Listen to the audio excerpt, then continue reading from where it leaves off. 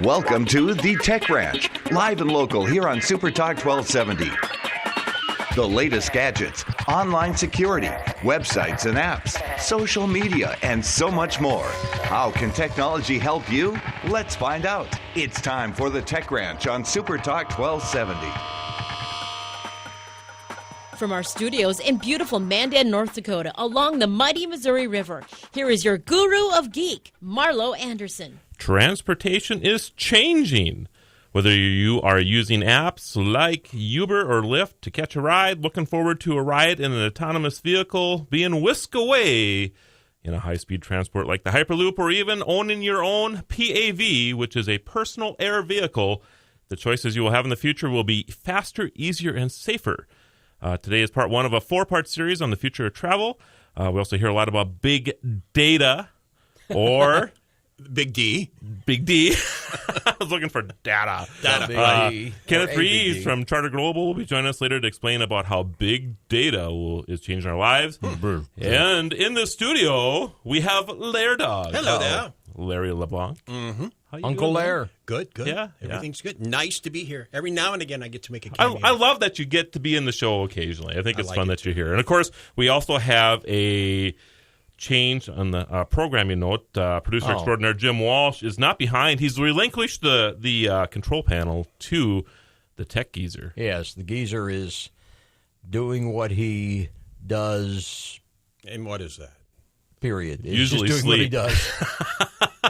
Well, no, I'm not. You notice I didn't say he's doing what he does best. Which is sleep, yeah. Among other things. Yeah. You have to elbow him there real quick. See what he's up to here.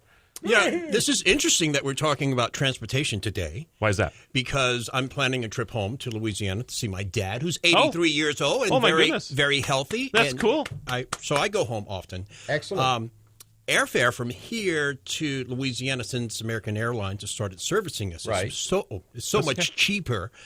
But I'm looking at renting a car, and to rent a car for 5 days is just about as much, if not more, than the airfare. Yeah, That's Really? crazy. Yeah, That's it bizarre. is. But you're right about the airfare from here. Not to get into local stuff a little bit, but I have to go to Kentucky, Louisville, in a couple months here. That's how you And pronounce it. I almost Louisville. Louisville. You'll have to give me some Louisville. Almost like it's one syllable. enunciation. Louisville. Louisville. Okay, I'll work on that. Yeah. Like Thank you're you. swallowing your tongue. You know. Yes, that is where the Baseball Hall of Fame is at, right? Mm-hmm. All right, I'm excited to be there. The That'll be Baseball fun. Hall of Fame? Yes. No, the Baseball Hall of Fame is in New York State. Notice how I just agree with everything you say. No, Louisville does have a great baseball museum, though, the Louisville Slugger Museum. That's where they make the And I've bats. been Oh, there. that's great. right. That's where the Louisville bats where they are make the made. bats. That will be fun. And they to have see a then. museum, and it's fantastic. They Okay. show you the whole assembly line with the bats, and they have exhibits there. It's great. Which is DA, the bats, The right? bats, yeah. Bats. So as you were saying, you're going to Louisville. Well, I was amazed that airfare round trip was like $450. Is that cheap or no? It used to be it cost that much to go to Minneapolis. So Yeah. I about fell over. Maybe it still does cost that much to go to Minneapolis. I was just surprised since Americans started servicing us. It's just so much cheaper for me. Yeah, to go I love it. I love it. Absolutely love it. So anyway, speaking of airplanes, though, good segue by the way. Yeah, thank you. There is a solar airplane that is trekking around the world Wow. as we speak. Oh, I read something about Yeah, that. this is pretty Indeed. cool, actually. Solvay, it's a. I'm reading through my notes. I'm not doing well here, obviously. But anyway, they plan that it'll take about 25 days to fly around the world, totally under solar power. I don't know if I'd want to do that. It's kind of crazy, isn't it? I'd be nervous that the sun would go behind a cloud, and all of a sudden you're going. I'm thinking they have, there's batteries. Storage Yes, cells. they store stuff. And actually the whole trip takes 3 months. They'll be in the air 25 days, but they're landing in different parts of the world, and they'll be on the plane will be on display for a day or two before they take off again. So it probably gives them time to charge up the batteries is what it does. So Good idea. Is this aircraft being manned, or is it remotely controlled? It is being manned. Oh, Yeah. wow. How do you know it's not being womened? You never It's know. being personed. Be in person. There you go. That's right. So yeah, it's kind of a cool deal, and the plane, of course, the wings are I'm just entertaining myself. I knew that this show was going to get out of control And early. we're all standing here in the studio with our arms straight out like we're airplanes. Out of control already. So, Bunch of 50-year-old men doing this for a living. but so you would have a problem, Jim, going up in a plane that's Well, in solar all seriousness, I guess I'd be okay. Okay. You after if somebody else that did was it a kind few of a thousand joke that times didn't beforehand. work. But no, Sure. I'd be all right with it. Okay, Larry, would you do it? I wouldn't have a problem. Okay. I wouldn't have a problem. I'm just curious if this is actually going to go somewhere, though. I mean, 25 days to go around the world is a long time Yeah. in today's Yeah. standards. I mean, at one time, that would have been an unbelievable feat. Yeah. But going by solar around the world will be an unbelievable feat. And I would imagine, as the technology gets better and the cost of producing photovoltaic cells, can you say that fast? I don't even know what they are, but Photovoltaic cells. They actually convert sunlight to electricity. So when you look at a panel, a solar cell of some kind, it's usually a bunch of cells that are put together. so being the motorcycle enthusiast Yes. that I am, and this also applies to automobiles, when they were trying to come up with the solar-powered automobile. There is actually, try would not be the proper word for that. They are still working on it. They're Okay. still working. Yes. I guess what I'm talking about is the electric powered. Yes. They had a problem condensing the batteries. Do Right. they have the same problem? with Still the- have the same problem. Really? Yeah. And that is kind of amazing, actually, that we have issues with, we're advancing so quickly in all other areas of technology, but it seems like batteries are just kind of there. Right. It hasn't really moved forward a whole lot, and I'm not sure what the deal is behind that. But yeah, and the problem is that they weigh so much. Right. So when you have half the car weight in batteries and it's got to move the thing forward, that is an issue. But there's a competition annually for solar cars, and they continue to get faster and faster and handle a little more weight. So we're certainly advancing in that realm as well. So I see that we have a phone call. I believe our guest is on the line. So do you want to just go to break and then we'll get to our guest and then we'll just come back? Let's just do that. Okay. Hang on, guest. So, everybody, we will return shortly. We're going to be talking about big data with the tech geezer, Jim Walsh, and Lair Dog, along with Kenneth Reeves of Charter Global. So, you want to come on back because big data is playing. See, I said it anyway. Exactly. Trying to say big data, I said big data anyway. But big data is making a significant, I don't know what I'm talking about anymore. Let's just go to break, Jim.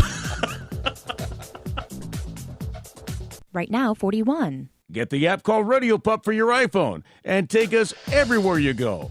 Bismarck and Mandan's own Super Talk 1270. Follow the Guru of Geek at Facebook.com/The Tech Ranch or Twitter at Guru of Geek or TheTechRanch.com. Here again is your Guru of Geek, Marlo Anderson. And we want to thank all of our listeners. We are on the air, right? I can't hear myself now. No? Okay, that's just me then. Okay. Yeah, that's probably better. Anyway, like I said, the show's in a free fall. Or you said that earlier, Jim. That's right. Free fall. No, we're on the air, though. Okay, We're on that's the good. air. That's good. Anyway, let's thank all of our listeners who listen to us across the fruited plains. Thank you. On the Blueberry Network, on the Tech Podcast Network. If it's Tech, it's here. We're on the Roku. We're on iTunes, and we're also on our own app, Radio Pup. So get the Radio Pup app and follow us wherever you go. On the phone, I'm not sure if Kenneth wants to even join the conversation today, but Kenneth Sounds Reeves. like you guys are having lots of fun. We're having a good time, Kenneth.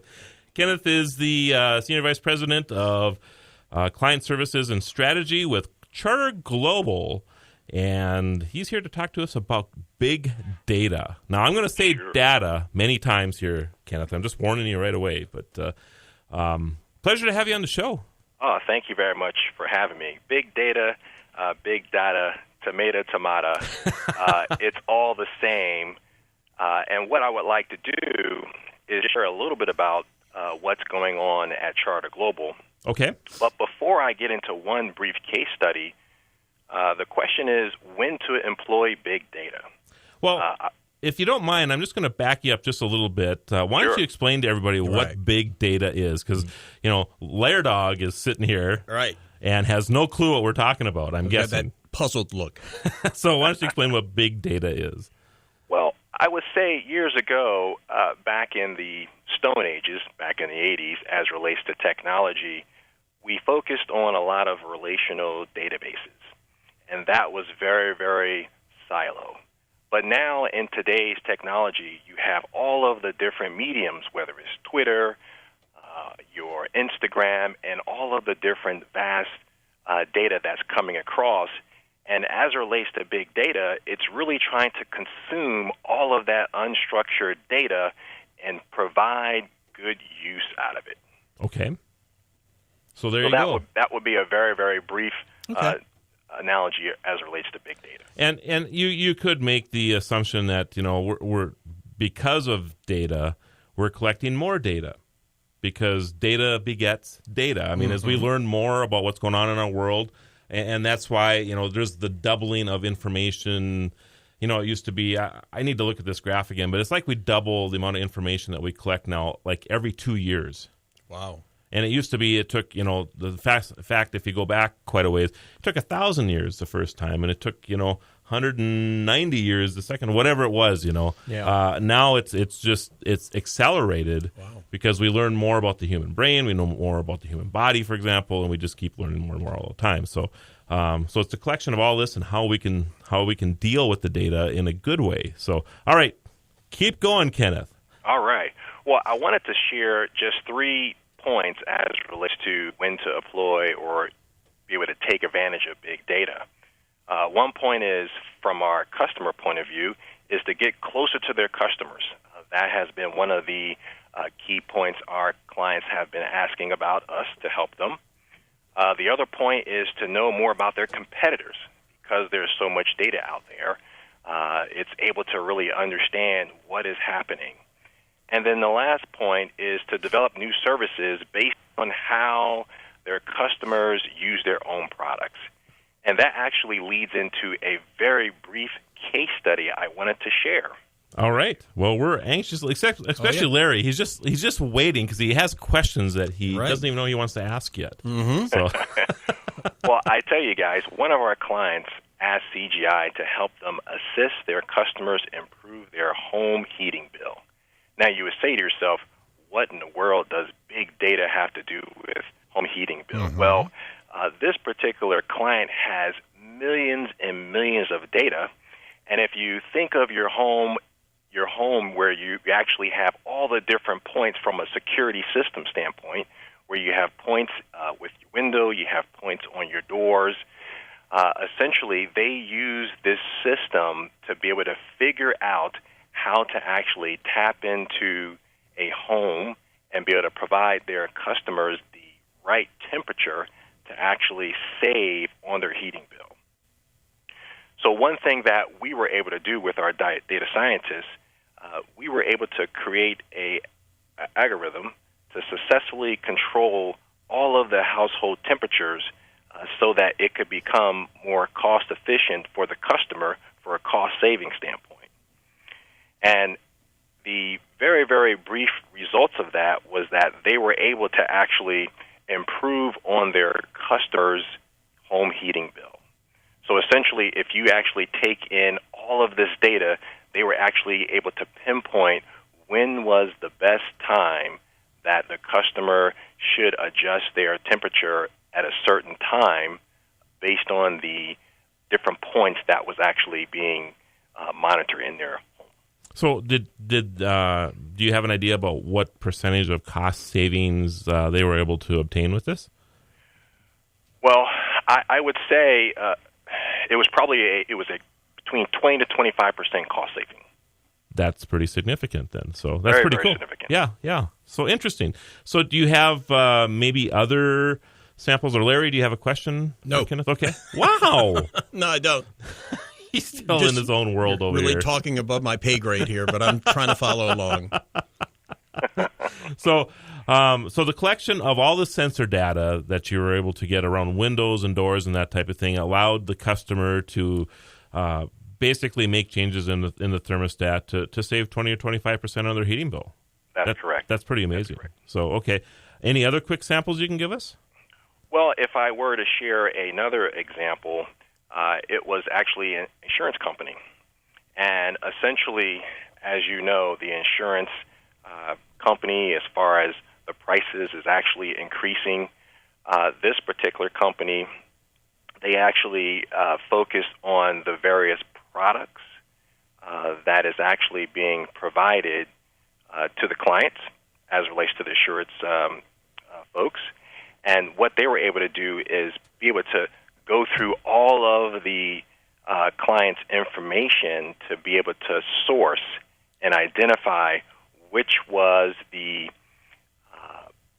different types of prescriptions that was actually being used the most, to be able to identify in terms of what was being produced, to be able to go back and figure out like what was going on there in terms of the various descriptions.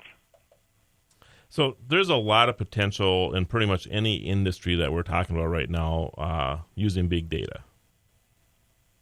Absolutely. Okay. Absolutely. Okay. And how do we find out more about your company, Kenneth? You can find more about Charter Global at www.charterglobal.com. So just to take you off, I just pulled up a quick thing on how quick information is doubling. I was wrong. It's less than 12 months now. Wow. Is that something? It's incredible. Yeah, it really is. But yeah, and I'm sure that as we move forward here, you know, the fact that we're able to actually have places to store this data helps a lot with of course, the aggregation of the information that we're getting. So pretty amazing. So Kenneth, we really appreciate you being on the Tech Ranch. Thank you very much, guys, and have a great day. You too. Take care. So yeah. So I mean, you think about, you know, I always think about medical stuff when I think about big data. I mean, it can be used all over the place, but you know, Kenneth's take is on how we can help people, how we help companies, that type of thing. But I think always about health.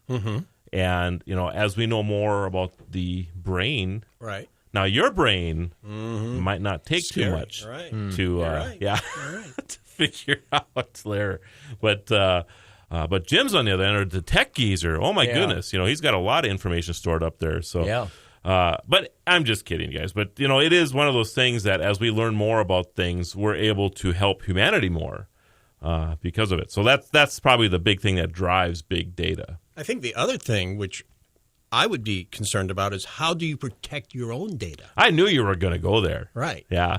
You're the guy who likes the scary scenarios all the time. So. Exactly. Of course, that's going to be a big issue. And, you know, nothing's safe out there right now, in my opinion. Right. You know, so until they get a better handle on security, you know, with our information, you know, I mean, you look at how everything has been hacked. And I don't think we've even seen the beginning of it yet, because so many people are using, you know, old computers, old servers, and even the newer and then softwares that are on those servers have been migrated over the years. So, you know, I'll pick on Windows, for example, or Linux or whatever, Mac. They want to make sure everything's backwards compatible most of the time. Right. So because of that, there's so many holes in all of this stuff. What they need to do is somebody needs to just say, this is the end of this. One of the operating systems that are out there, and say, we're starting new. These are the security vulnerabilities we have. We don't care if you have this particular software. If you're going to use our operating system and be secure, you have to buy stuff that can only be used on this computer. You know, and Mac has kind of achieved that a little bit, but they're still vulnerable too. There was just a thing not that long ago that there's been a vulnerability in their servers for 25 years. Wow. And nobody even knew about it. And most Fortune 500 companies run Mac servers and Linux servers, and both of them had the same vulnerability. It's just this back door that anybody could go in there and get any information they wanted to. Didn't even need a password. So, it's the just take on scary Mac stuff. has always been that it's not vulnerable to a lot of this stuff. You're saying that's not accurate. That's not accurate. Not accurate. No. You know, the only way you protect yourself is by taking measures to protect yourself. I mean, you know, good passwords, encryption that you can do, those type of things, all good things that a person can do. And you should always be changing your passwords, because if they get to that first layer, let's say into a firm or whatever that you have information, if they don't know what your password is, you know, and the quickest way, if you think that your bank has been hacked or whatever, just go change your password. It's done. The old stuff that they just got yesterday, if you change your password today, they can't get into it anymore. The thing is, a lot of these guys are lazy. They're going to look for the path of least resistance. If you make it a little bit harder for them to get into yours, they're just going to go elsewhere. That's correct. They will choose the unlocked door over the locked door. It's like the old joke about the two guys in the jungle who are being chased by a lion. And one guy stops to start changing his shoes. He's putting on his running shoes. And the other guy says, "You're not going to outrun that lion." And the guy says, "I don't have to. I just have to outrun you." Very good. That's very good. I didn't know where you were going with that.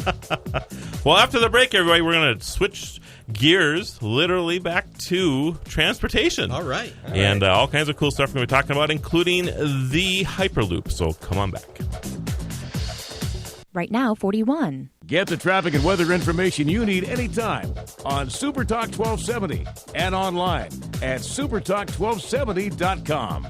We're back to the Tech Wrench. Stream this program now at supertalk1270.com. Here is your guru of geek, Marlo Anderson. What? Oh, my goodness. I cannot stop laughing. See what happens when I'm on the show. We should never go to break is what the problem is. So welcome back, everybody. Larry LeBlanc, Jim Walsh in the studio. And I think we're going to talk about transportation, but I'm not sure. So we were talking about Uber, yeah. which I was calling Uber until Jim politely corrected me. I don't know. How do you pronounce it? I think it is Uber. Okay, there's no umlaut in it. Right. But because it is spelled UBER. Okay. So There's you are a little thing at the top right. there. You Okay. are correct. But I hear everybody pronounce it Uber all the time. So Uber. So Larry, Yes. why don't you explain to the fine folks what Uber is, since you've been educated now? Uber is a car service that it's an app. It's not in Bismarck because I asked, but you can go to the app and see if there's an Uber driver that can pick you up in the vicinity. Right. Yeah. So it allows you to, and you save a few dollars. You know, as a consumer, you save a few dollars. It's like a carpool, right? Yeah, it's kind of like a sorta. carpool, except that it's available whenever you need it. Yeah. You know, you don't have to call ahead and You have to set it up a week ahead of time. Right, you just get on your app and hey, Jim's close by me, and you can just Imagine summon how you. this would revolutionize the lifestyle in a town like Los Angeles, where the whole your whole life is built around driving. It is revolutionizing Yeah. the lifestyle in Los Angeles, because that's one of the towns that they're in. Yeah. And the company, the last valuation I seen was $45 billion for this company, about 3 years old. It's just amazing. Yeah. Now, you can value things however you want to, but they anticipate that this is, a significant thing. Yeah. And, I see it where, people in large cities, a lot of them don't buy cars anyway. They rely depends on on the city, public yeah. transportation or whatever. New York, certainly, yeah. Yeah, exactly. And this just kind of adds to that a little bit. But at the same time, if you have a car, Yeah. you can make a couple extra bucks too. And like we were talking during the break, no money actually exchanged hands. No money exchanges hands at all, because the customer actually pays Uber, and Uber pays the drivers. Right. So you there's don't no have to money. worry about getting rolled for a wad of cash in Exactly. your pocket. Exactly. Oh, that's good. Now, if there's an instance where they might want to tip the driver or whatever, you can certainly make a couple dollars there too. But they say the average Uber driver makes about $20 an hour, so it's not a bad gig. Especially if you need to make a couple extra dollars. And in a lot of these towns where a lot of people don't have cars, you're a valued service anyway if you own one. So Yeah. it's kind of cool. So But you were saying there's background checks, and I'm sure there's proof of insurance and there all is. that type All of of that stuff goes on before you can actually become an Uber driver. Right. Now, there's another company called Lyft, Lyft, and pretty much the same thing. And in fact, Uber and Lyft are competitors. And I would imagine that we're going to see other competitors, in the future as well. Now, you have to be bonded by the city you're in, or how does that work? Well, you talk about insurance. yeah, I'm not sure how all of that works, I guess. But I do know Probably something they're sorting out now. they are. Yeah. I do know that Nevada has banned Uber. Really? Yes. And They're not betting on Uber. Well, they are. Oh, Oh, that was poor. meow. Bad. Yeah, but the issue is that the taxi cab drivers Right. don't want the competition, and of course there are. And I'm going to guess that New York is going to be the same scenario. Yeah, because New York, the huge taxis, union there. Yeah. and they have a lot. Taxis are huge. Yeah. I mean, you can't get anywhere in town without them. Right. So there's a lot of it's industry changing is what it is. Yeah. And sooner or later, they will probably have to succumb to public pressure, and allow these services to come into these areas because there are people that are in a huge uproar about the Las Vegas thing. People that travel there a lot were using Uber often. Mm-hmm. And I get that. I mean, I could see myself doing that myself, So it's kind of and I understand that maybe you're a taxi company, but it's no different than 100 years ago. I think we were talking about this a few weeks ago. The person who shoes horses. Mm-hmm. Don't see a lot of those people around anymore. Right. No. Right. Technology. Buggy whips. Yeah, exactly. That's the old joke. You make buggy whips for a living. Exactly. This would not be your golden age. And at one time, that was a great profession to be in. Yeah. They made good money. Yeah. Buggy whips? Yeah. Oh, Wow, yeah. I didn't know that. Yeah, absolutely. So, it's one of those things that, some of these companies and maybe people that work for them may have to adjust. I would actually see taxi cab drivers become Uber drivers. Yeah. Uber. Yeah. I said it wrong again, Whatever. Jim. I don't. Yeah, I know. I'm just, yeah. But, as technology affects everything. It does. And this is just one of those instances. And, if it's a good service, it will probably succeed in many, many places. Right. Yeah. And I think competition's good. So that I can understand the taxi cab drivers union saying this is infringing on my money. Yeah. And affecting my family. Yep. But I could see the other. So I wonder the price comparison. I wonder what the price It's about is. 50% less. Oh, it's about 50%. It is substantial. I'm calling Uber. Yeah. Yes. Now, don't they have big pink mustaches on their cars? I've never seen one, I guess. I don't know. Really? Because I know that's the logo. Okay. Maybe so. Yeah. Okay. So I wonder if you Pink become an Uber. mustaches. Because, how do I know if Jim's picking me up? How do I know what Jim drives? Yeah, I would imagine the it significance of a pink mustache? Well, I just think that's. I'll look it up. Google that. Yeah, but, I will do that. I mean, but how would I know what Jim is driving if he's coming pick me up at the mall and then I see a little Fiesta with a big pink mustache? Well, they're not showing a pink mustache here, but it's just a kind of a U. Oh. But I wonder where I got the pink mustache from. Maybe that's another website. Maybe so. But it is possible that the app probably tells you exactly where the car is, and it'll probably say what you drive and that type of thing. So you're saying that Uber was in Las Vegas, but now it's out. That's correct. Wow. Yep. And I know in North Dakota, there has been some legislation going through right now about. I don't think it made any traction at all. Right. But there was some talk about introducing some legislation to the same effect. Yeah. So about preventing it. Yeah. And I don't. To me, in rural states, this would be huge. Oh, yeah. Because, if I live in a town of 2,000 people that has no public transportation, and I could catch a ride to, the next town or whatever and pay half the price of having a taxi cab even come out or whatever, I would be using this in a heartbeat. Yeah. So, and there's probably a driver or two in these smaller towns that probably would love to be able to make a couple extra bucks. Things like airport shuttle service. You know, you're at a hotel, you fly into the airport, you need to get to your hotel, you call Uber. Yep, exactly. Uber. So I can see in rural America where this would be a big deal, and I don't know if they'll ever get there. Medium-sized cities too, right? But North Dakota is trying to prevent it. Is that what you're saying? Well, early talks about that. There were, but I just don't think it's even going to be brought up.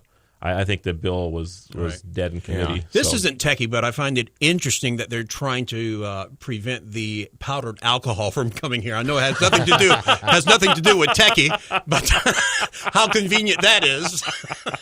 I believe that probably will be outlawed in most states, actually. Yeah, well. So, yeah, I know you're disappointed. Not in Louisiana. No. Or probably Las Vegas. Right. And those are the two towns right. two places that'll do well with. Okay. Yeah. I'm sorry, I got That's you off okay. track.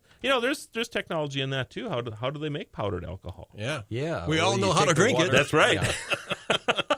We all know how to drink it. Well, moving on then from Uber. I said it right. I had to think about it for a second. No, just don't think about it. Yeah, Then. you're That's right. the key Then to I actually everything. say it right when I don't think about it. Don't think so much. I'll have to stop that. It's dangerous to my health. Mm-hmm. But the Hyperloop. What do you know about the Hyperloop? Sounds like a ride at Six Flags, doesn't it? It kind of does sound like a ride. It does, yeah. And by the way, for all of us, or all of you all three of us here in the studio that are listening to us, we actually have the AUVSI Roadshow, which is coming to Bismarck Mandan. Wow. May 18th. And a lot of these technologies we're talking about, you'll be able to see that day in person, live. Where is it? It's going to be at the event center. Wow. So if you're interested, you can go to, I'll actually post this on the Tech Ranch, but it's at Senacta.com, CNATCA.com. Senacta? Senacta, Central I'd like North to see American that. Trade Corridor Association. Yeah, see that myself. And, it's going to be pretty good. Well, in fact, it's a Monday, so Jim, you and I are going to be broadcasting from there. We'll have to see if we can get somebody to control the panel here. I was just about to say, let's you and get I, some portion of meal to sit in this studio. That's right. While you and I do the show together out there. Because Miss Metaverse will be there as well. Well, I definitely am going to be there. There will be nobody left in the studio now. I have to quit my job. Well, I'm not going to quit my job, but I definitely want to hang out with Miss Metaverse. So it should be a very, very great time. And so go check that out if you're interested in these technologies. But, Senacta.com, and you'll see drones flying in the event center. Yeah. We're going to have a couple autonomous cars that will be there. So it should be a lot of fun. You saw a lot of that in Las Vegas. I did, and that's one of the reasons that we're going to be getting some of those companies here. We recruited them to head up this way too, because with the energy sector here, with the ag sector, those are two big sectors, I guess, that will be using these technologies. It'll be interesting to see how a lot of farmers and ranchers will be able to utilize some of that stuff that would be coming here. I mean, because technology, as I said earlier, is changing everything. It really is, and of course the use of UAVs and that type of thing to fly over crops, big deal. It really is. It really is. I know we're up on a break here, so are we there yet? He actually forgot. He did forget. Yeah, showed me 3 minutes ago. Let me throw a Coke bottle at the geezer or something. He was so into what you were saying. I know. He's excited about meeting Miss Metaverse now. That's what the deal is. So yeah. So anyway, after the break, everybody, we will continue our discussion. We will eventually get to the Hyperloop here, so come on back and we'll talk about that, as well as the road show that is coming to Bismarck Mandan. So come on back. Right now, 37. You're never more than a few minutes from a weather update here on Super Talk 1270. Follow the Guru of Geek everywhere he goes. Post your comments or questions at thetechranch.com. Once again, your Guru of Geek, Marlo Anderson. And in studio, Larry LeBlanc. Hello. Mr. Lairdog himself. Yes. And you're on, I always give you a bad time because I always tell people you're on the classic station with that name, Lairdog. But that's not the case, is it? Yeah. It's country, 103.3, U.S. country. Yeah. Nice and early in the morning, 5 to 9. 5 to 9. And I just so happen to be hanging out here. So I thought I'd do this. Miss Metaverse was not able to join us today, and she has a little family emergency going on, so we wish her all the best. But Larry was just sitting outside, or standing outside, or in your office. Waiting for my Uber car. Yeah, exactly. And Uber was late, so here you are. I was looking for a car with a big pink mustache. No wonder. And, of course, Jim Walsh in the studio as well. And we're going to get into a little discussion about the Hyperloop. Anybody know what the Hyperloop is? But I think Jim does, or maybe a little bit. No, like I say, it sounds like one of those rides you would get on that. Okay. What would be the nearest major theme park to Bismarck? That would be... Is there a Six in Flags in Minnesota? I don't think there is, but there is Valley Fair. Yep. Valley Fair. If you're going to take the family to one of those places, Just like here, where saying would you go? Shakopee. Yep. So that's, Well, what it is think of your, you go to the bank and you go through the drive-through and you put your stuff in the little tube and it goes. The pneumatic tube? Yes. That's what this is. Oh, it's a pneumatic tube. Basically, it's a tube that runs on 1/10 atmosphere. Okay. And over a period of 100 miles or 400 miles or whatever. And there are pods in the tube, kind of like and what's cool about it, and they go both ways. So go, if you're going from Bismarck to Fargo or Fargo to Bismarck, you guys. I can't even say anything on this show, and everybody's laughing already. But don't we all? Yes, we do. Thank you, Larry. Anyway, but they shoot along this tube, and the pod, it can be different sizes or whatever, but you don't have to wait for the train to show up or the airplane to show up. There's just a pod sitting there, and when there's 8 people that are ready to go, you'll shoot on over to Fargo, shoot on back, and at up to 700 miles an hour. Yes, yeah. Would blow your hair back. The 2 hairs. People ride in this thing? They ride in this thing, yeah. See, what I was thinking, and because I didn't know where you were going with this, but a lot of times when I'm at the bank, I put my stuff in that tube, and I think, man, this would be great for like FedEx to develop something. Let's say that you want to send an overnight document to Fargo, have this thing that you just go, put your credit card in, and put your document, and it goes to Fargo in like 3 minutes. Well, that's probably what's going to be possible. Well, not 3 minutes, but 10 or 15 anyway. 10 or 15 would now, be is great. it pushed by the air or pulled by the air? Is it like a suction thing? It's a maglev. Oh, so it has magnetic levitation on the bottom. Okay. So those trains that you've taken in the past that do maglev. So, but when there's almost no friction, and you have no outside elements because you're in a tube, so it doesn't matter if the wind is blowing 50 miles an hour or it's 20 below or raining and 80 or whatever. You'll just go whoomp. So would that be underground or above ground? Above ground. Yeah, because the other thing that's nice about the Hyperloop is that they figured it'll cost about the same as putting a train in. So the rail track, whatever, but because it's above ground, you can use right-of-ways that are already there. So you could actually go right down the middle of the interstate, and put your columns up, and so you don't have to worry about acquiring property or anything like this. So they're not starting from scratch with the infrastructure and all that. Yeah, that's very smart. That really brings the cost of doing this down. There are estimates that they can do this for around $1 million a mile, which is about what it costs to construct a road and or more now to construct a road. So from here to Fargo, $200 million. Right. Roughly. Right. Okay. Now there is somebody in California that's building a 5-mile loop of the Hyperloop, and so it just circles around. I don't know why, except that they want to test this out, and they are saying it's going to cost $100 million to Sounds do like this a monorail. one. But it's in the middle of nowhere. It's almost like an amusement ride in itself. You have to travel there to use it. Well, if you were going to test it and you were concerned about public safety while you get the bugs out, sure. I suppose, but there isn't a lot that can go wrong with the Hyperloop, except that you're traveling at extreme speeds.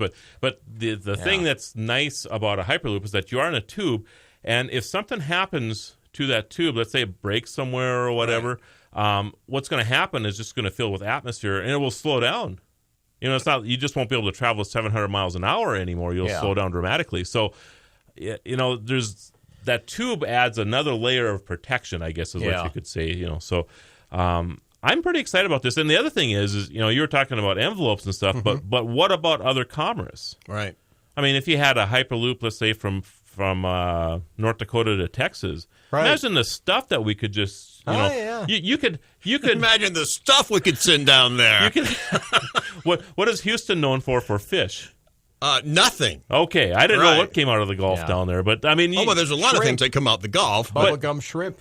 But okay, so there's a rest. I'm just using this as an example. But if we had a Hyperloop, to the coast somewhere, you could literally have shrimp for lunch that was caught in the morning, right? And steak from Kansas. Yeah. Why you would not want the steak from here, I don't know, but but if you wanted to, Yeah. So these are the things that are going to be possible in the future if this technology moves forward, and I think it will be.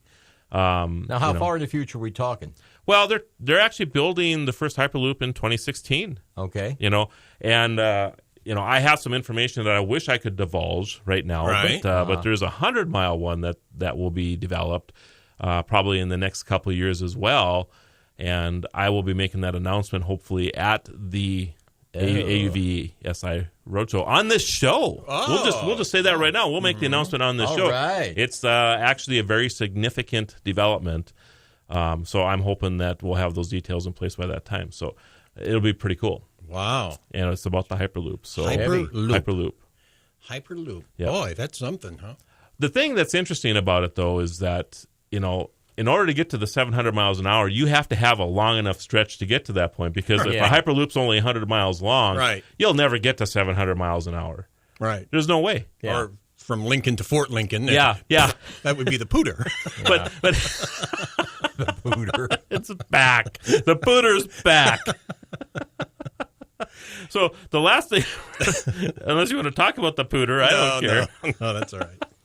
That's a Louisiana thing. It is a that is- Louisiana that's thing. a Louisiana. It's a version of Uber. Right. So yeah, Called the Pooter. Pooter, yeah. Goes much slower. So See the Beverly Hillbillies car pulling up with Jethro. with the theme music in the background. I knew yeah, you eventually gotta this have was it. gonna make Rocker in the back, yeah. I knew this would make it to air eventually. We talked about this right at the start of the show. Yep. So this isn't that far down the road for us. Yeah, you're gonna. Yeah. I think there will be people that will be able to use the Hyperloop in 5 years. So I don't think it's that far down the road. I wonder the cost. I mean, if it only occupies 7 to 10 people. This is the other thing. Yeah, I didn't mean to interrupt you, but they figure that it's going to be about a tenth to a fifth of the cost of regular rail. Wow. So it'll be. You might be able to get a ride to Fargo for $5 or $10. And That's not too shabby. No. and let's face it, It's less than you would pay in gas. Right. That's the whole point. right. Yeah. And then the other thing, I don't know how many of you have traveled by rail lately. It's a great way to see the country, but you're not going to get there on time. Right, I mean, no. it runs very, very late. Especially out of this area now, it's always late. I mean, Really? I love Yeah. trains, but I love them for the history and the heritage and for taking the scenic route. Yeah. You don't take a train if you're in a hurry to get Oh, That's there. no, exactly no, right. no. It's about the experience of taking the train itself, Exactly. and Which that's okay. I love. I mean, yeah. I come from a part of the country where Amtrak is still viable. Right. So you think the days of Amtrak is limited, like in areas like this? Well, I don't know if it's limited. I'm hoping that they adopt these technologies Mm-hmm. and they just enhance rail. Yeah. I mean, I can see where a rail company would go after the Hyperloop and start adding this to its track someplace or whatever, where they can, because the ability to move product quicker, I would think, would allow them to make more money at the same time. This would affect bus service. Could affect a lot of things, yeah. It is again something that's going to change things, and you just have to start thinking back to the person who used to shoe horses. I mean, this is where we're going to here. The technologies that we're using now in transportation is going to change dramatically in the next 5 to 10 years. With autonomous vehicles, drones, In our lifetime is what in our you're saying. lifetime. Oh yeah, You and I. Not you, Jim. Bar anything, and Jim. We're all going to have the Me and the opportunity geezer, we're gonna to miss all probably of it. use autonomous cars. Right. And get on the Hyperloop. Yes, and get on the Hyperloop and all of this stuff. And the other thing that we didn't get to is personal air vehicles, PAVs, which we'll get into next week. These are vehicles that are ride or drive and fly. So you actually park them in your garage. You go out to a PAV-approved airport, which Mandan here is, by the way, and you can fly your car. And these vehicles are actually Fly your available right now Right now. for under How $100 safe grand. are they? I've never flown one, so I Okay. don't know. I have no clue. I'm hoping. I suppose as safe as the operator, Jim. So if it's okay. Larry behind the wheel, Get out of the way. Yeah. All birds and geese. Remember ultralights from a few yes, years ago? yeah, they're still around. Yeah. Yeah, people still use those. But yeah, this is Some this are is taking your safer car. than others, There you are. know. Yep. I have a friend who's a pilot, and I asked him about that. He said, well, there, like anything else, there are some I wouldn't fly across the driveway. Right. And there are some that I would feel very comfortable. Yeah, absolutely, absolutely. And I think PAVs will probably fall in that too. But because they are a legitimate vehicle and not a hobby craft, they'll have a lot of safety features in them as well. So, but times are changing. I know it. Times are changing. Times they are changing. So we will talk a lot about the PAVs next week, and I'm sure we'll be talking about the Hyperloop a little bit more as well. So, Larry, Hey, thanks for jumping in here today. enjoyed That was it. great. So- We'll do it again. Jim, Yes, please. appreciate it as well. Always So, a all pleasure. right, and everybody, you have a great week. Enjoy the rain today.